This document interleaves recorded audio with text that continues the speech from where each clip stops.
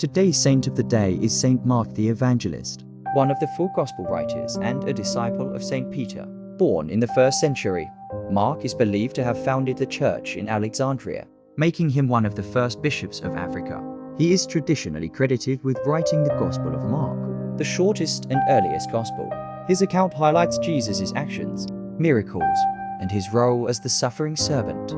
Saint Mark traveled with saints Paul and Barnabas on missionary journeys, but later focused on spreading the gospel in Egypt. His symbol is the winged lion, representing courage, leadership, and the royal dignity of Christ. You often see this symbol in Christian art beside him.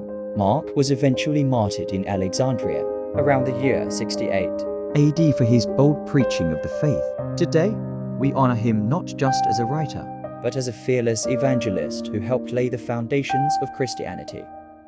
Saint Mark the Evangelist, pray for us.